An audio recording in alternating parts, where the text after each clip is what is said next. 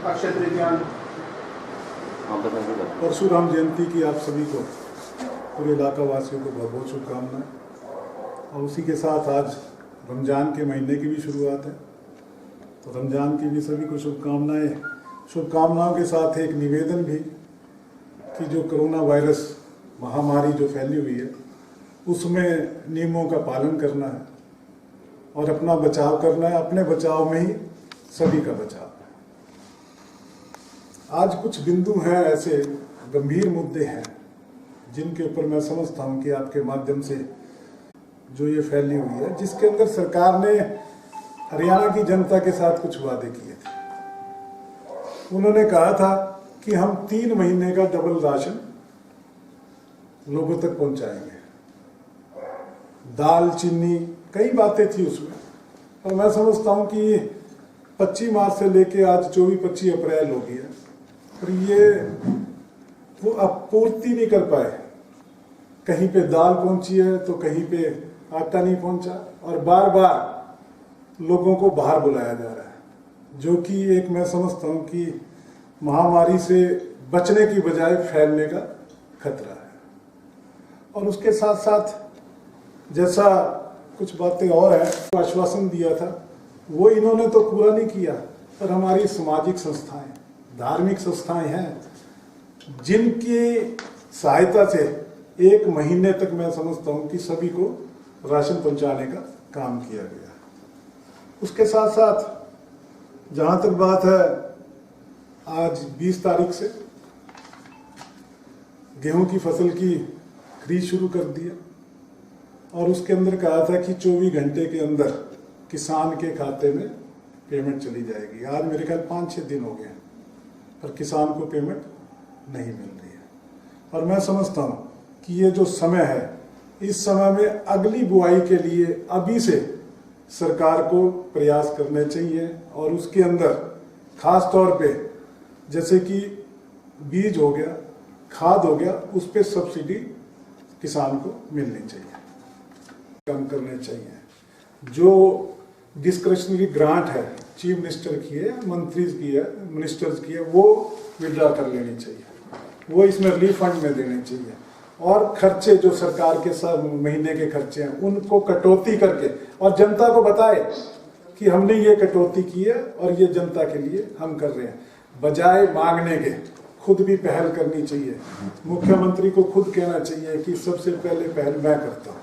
अभी मैंने देखा कि हमें जो चुने हुए नुमाइंदे हैं उनको मंडियों के अंदर जाने से रोक दिया गया। मैं आपको बताना चाहता हूँ, मुख्यमंत्री जी के बयान मैंने पढ़े थे। कुछ समय पहले उन्होंने कहा था कि लोकतंत्र के अंदर विपक्ष की भूमिका मजबूत होनी चाहिए। तो मैं समझता हूँ कि जो चुने हुए नुमाइंदे हैं, प्रतिनिधित्व करते हैं जनता का, उनको अगर आप मंडियों में जाने नहीं दोगे तो किसान की आवाज सरकार तक कैसे पहुंचेगी? जो दिक्कतें हैं उनको कौन बताएगा? सरकार के नुमाइंदे जो है वो सरकार की वाहवाही करते हैं, कमियां नहीं बताते। कमी बताता है विपक्ष। तो मैं समझता हूँ विपक्ष के लोगों को जाने में मनाही नहीं करनी चाहिए। एक टीवी एंकर करवाया है आशा वर्कर, तो मैं समझता हूँ कि ये फील्ड में नहीं हुआ सर्वे, ये खाली कागजों का सर्वे है। मैं ऐसे हजारों उदाहरण दे दूंगा जहाँ पे कोई सर्वे करने नहीं गया है, खाली कागजी कार्रवाई की जा रही है। कुछ ऐसी है जैसे बीपीएल कार्ड के लिए जरूरतमंद, लेकिन इसके अलावा कई ऐसे भी हैं जो बिना, कुछ एपीएल है लेकिन गरीब हैं, उनको कुछ नहीं मिलना चाहिए। उसको भी क्या करें? इनकी मैंने चिट्ठी पढ़ी थी जिसके अंदर कहा था कि 1 किलो दाल और कुछ ऐसा सामान है, जब हम उन जो एपीएल कार्ड है जिनका कि उसके बाहर आते हैं, जिनको सफेद हरा कार्ड भी देसी भाषा में बोल देते हैं, कि उनको भी ये हम अनाज देंगे, पर कहीं पे कोई व्यवस्था नहीं है। बीपीएल परिवार को भी मैंने कहा था कि हम 3 महीने का अनाज देंगे, वो भी नहीं दिया गया। वो राशन देंगे, वो राशन भी नहीं दिया। आज के समय में जितनी भी कोरोना वायरस से संबंधित दवाई है और उसके साथ साथ जितनी भी मशीनरी हिंदुस्तान के अंदर इस्तेमाल हो रही है और बाहर से आ रही है, उसके ऊपर इन्हें जीएसटी हटाना चाहिए, और उसके साथ साथ जितना भी टैक्स है वो खत्म कर देना चाहिए। ड्यूटी है ड्यूटी फ्री करना चाहिए।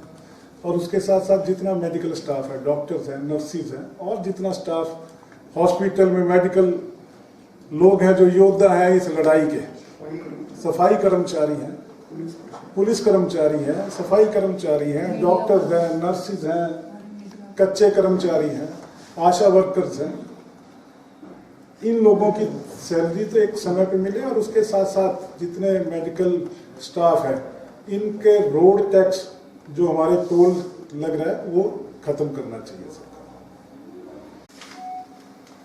एम्प्लॉइज का, पेंशनर्स का जो भत्ते थे, महंगाई भत्ते थे, वो रोक दिए गए। मैं समझता हूं कि ये एक, आप एक तरफ तो कहते हो कि भाई आप मदद करें, और दूसरी तरफ आप उनके महंगाई भत्ते रोकते हो, उनकी सैलरी रोकते हो। मैं समझता हूं सरकार को अपने खर्चे कम करने चाहिए, अपने खर्चों में कटौती करके लोगों की मदद करनी चाहिए। मन से, चाहे विपक्ष है, पक्ष है, कोई भी पार्टी है, सभी पत्रकार बंधुओं को, हर बुद्धिजीवी को निंदा करनी चाहिए।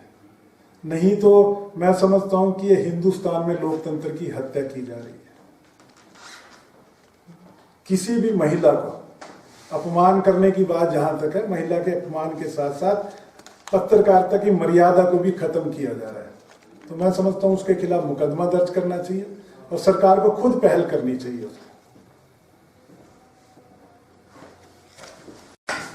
सबसे पहले तो मैं जो हमारी सामाजिक संस्थाएं हैं, धार्मिक संस्थाएं हैं, उनको आपके माध्यम से धन्यवाद करना चाहता हूं, जिन्होंने इस मुश्किल समय में आगे बढ़ के सहयोग किया प्रशासन के माध्यम से।